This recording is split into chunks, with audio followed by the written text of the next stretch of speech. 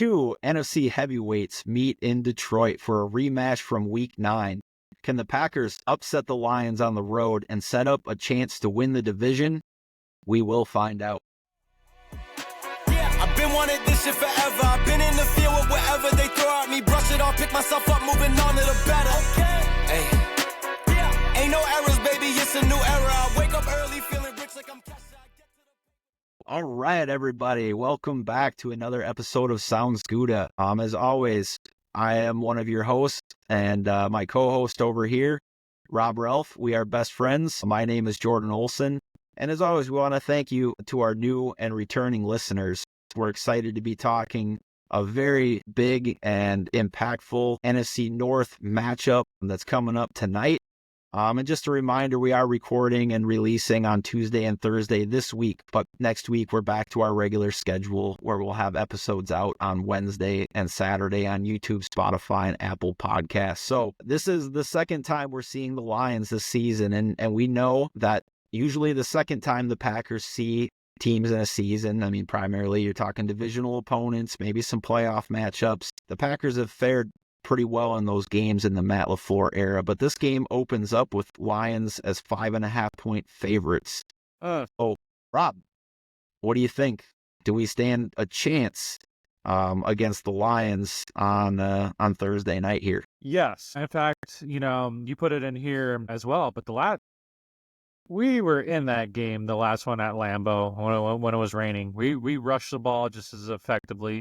We just shot ourselves literally in the foot. There was a play, a mistake, or a drop on almost every single series until the end when we actually scored a touchdown. And that was when we had zero mistakes or penalties or anything like that. So, really for most teams too and whatnot as well. I know that they had some neutral zone infractions and some offsides and I know that stuff too against the Dolphins. You can't do that against the Lions. Campbell, Ben Johnson, Aaron Glenn, they have them teed up to where they're playing really efficient, so they don't allow those type of mistakes to beat the Lions. So they're very, what do I want to say, not determined, but they do really good with not getting a lot of penalties. I'm trying to think about a word besides that. But the last time we played them, we had more first downs, total yards, passing yards, rushing yards per play. So almost every statistical metric except for all the penalties and us shooting ourselves in the foot, including the drops, which I think we're up there in the league and some of our drops. We can absolutely hang with the Lions. They let the Bears almost come back. They go up 16-0 and then they allow the Bears to come back. And if it weren't for the Bears being the Bears, quite honestly, they should at least kick the field goal to make that game go into overtime to give them a chance, or they could have gone down and scored a touchdown if it weren't for a lot of clock management and coaching as far as that side goes. So absolutely, we can hang in with the Lions. We have a great rushing attack. Jacobs is really, he's been great this whole year, but they're emphasized rushing and running the ball first. We saw that last year with Jordan Love, to where when Aaron Jones came back in that second half of the season, and Jordan Love started to go off, or I believe he went to an 18-1 ratio as far as TDs to interceptions. It's because he had a solid running game to boot too with Aaron Jones that was finally back and healthy. So we have that now. Matt LaFleur is, running the ball creatively as a first and second option, quite frankly, first, rather than trying to spread it out and play kind of this hero ball. They're utilizing checkdowns and to the flats a lot more frequently too. So you mentioned this to me before the pod, but the Lions, struggle. They're in the back half, 25th or 26th as far as their secondary goes. They have really good safety play with Kirby Joseph and Brian Branch, no doubt, but their secondary is very vulnerable. So absolutely we can stay in with the Lions. And historically and how the trend's been going, we've been playing a lot better in Detroit these last couple of years. I'm glad that you and I are on the same page. Why I'm not sure that the Packers will come out with a victory in Detroit. I'll give you my prediction, and Rob will too at the end of this. I'm not sure that I can assure us a win. I think that we can absolutely hang with and are capable of beating the Lions if we play our game tonight. It really comes down to me if it's going to be Love versus Goff and who has a better game. So what can the Packers do to Jared Goff to make him uncomfortable and make a few mistakes. He had the shit burger a couple weeks ago where he had 5 INTs, but And they outside still of won. that, still won. And outside of that, he's been very efficient this year. He's been an excellent game manager. He's made big plays and distributed the ball to his plethora of weapons. They have the number 1 scoring offense in the league at 31.9 points per game. So, I mean, they're extremely potent. I think they're 7th in passing and 3rd in rushing. So some of the stuff that we were talking about from the last episode, can we neutralize Sonic and Knuckles? And those are the nicknames for, Jahmyr Gibbs and David Montgomery.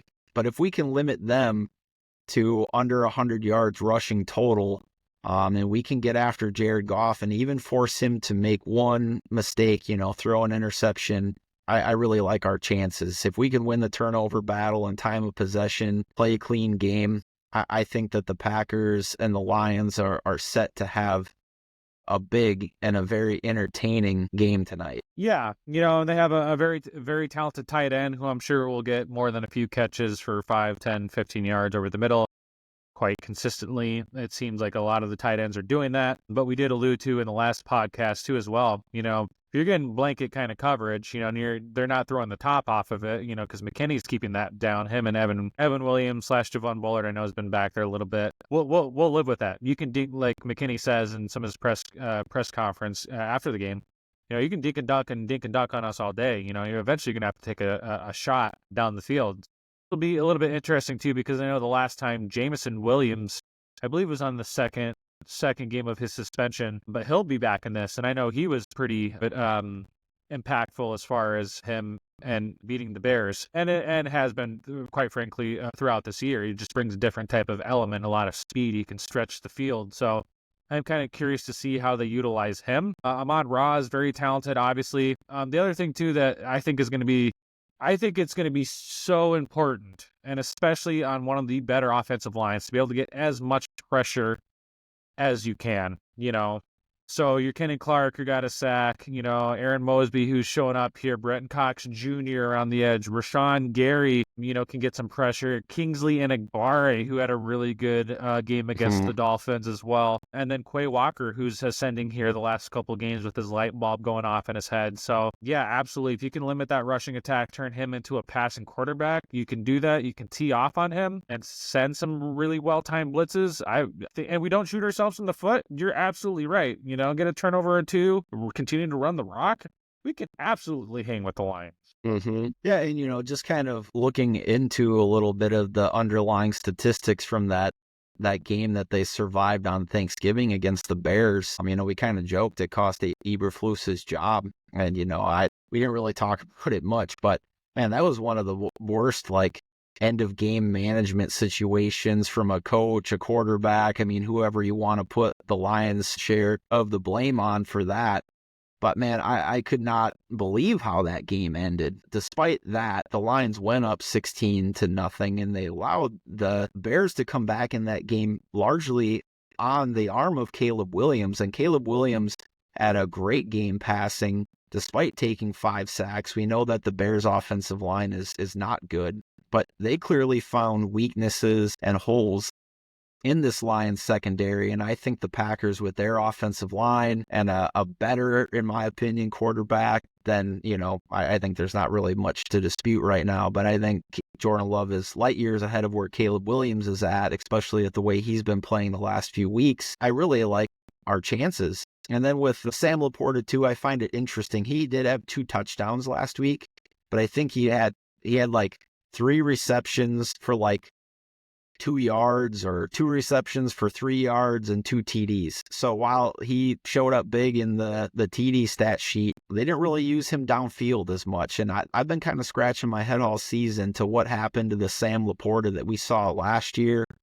I am fearful that we're going to see that Sam Laporta from last year in this game, because they're seeing the same things that we're seeing and been watching the game tape, and they know if we're not going to let them run the ball for 150 yards and they're not going to get the ball over the top, I think that they have a weapon that they want to deploy in Sam Laporta. Yeah, Yeah, he's a very good tight end. He showed up against the Bears, and for sure, you're going to have some sort of answer for him, but you can't have an answer for everybody, so if that's the one person that ends up killing us and it's not Amon-Ra or Jameson or even David Montgomery and Jahmyr Gibbs, I'll absolutely live with that. That's how it's been almost this whole season, but specifically the last 2 games with George Kittle and Jonnu Smith just carving us up, and George Kittle was with a backup quarterback, so yeah, for sure. But, I think we can go in and we can do it. I know that you have some big inclinations for this game. And so for you and for the Packers to win, who's a player, that might have to go off and really up their game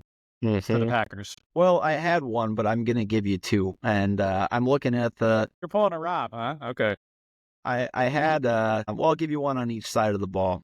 Okay. And we were looking at the injury report. The Lions are a little banged up while the Packers are hopefully getting healthy. We don't know what's going to happen with Alexander, Cooper, Dobbs, Corey Ballantyne. We don't know, but he's not a significant player. Looking at the Lions side of the ball, they're missing Carlton Davis, and he might be out for this week again. Aiden Hutchinson and Malcolm Rodriguez on the IR. But a big one for me is Taylor Decker. And if Taylor Decker cannot go this week, I look for Rashawn Gary to continue his performance from the last few weeks. And while he hasn't shown up on the stat sheet with a lot of sacks to this point, he has created an awful lot of pressure. And I'd have to believe that some of those sacks, well, I know some of those sacks because I watched it, were cleanup jobs because they were really escaping Rashawn Gary's pressure and turned around and ended up with another Packer right in their face, whether that's LVN, Aaron Mosby, all the other guys that we have opposite of Gary when he's on the field. So I'm going to predict a 2-sack day for Rashawn Gary. And I'm going to also predict that Christian Watson is going to continue his big performance, and he's going to have like a 100-yard game with another one of those big down the field 40, 50-yard receptions and a touchdown. So those are my 2 breakout guys. Not really breakout guys, but big performance guys for this game. Do you have somebody in mind, Rob? Continue to run the rock, baby. Josh Jacobs. It seems like this offense goes the way he goes. You hit him in the checkdowns. He's rushing. You're being creative with him. You're finding different ways to give him the ball. He's great after yards after contact. He's bullying people. He's telling people to come and tackle him. Let's run the freaking ball through Josh Jacobs, baby. Heck yes. Heck yes. And then my second one, and I really hope this is a resurgence of what, I was seeing from this last game, but Kenny Clark, man. Mm-hmm. And he's going to have a heck of a job or a heck of a battle between him and Frank Ragnow, whatever. Ragnow, yeah. Thank you. Okay.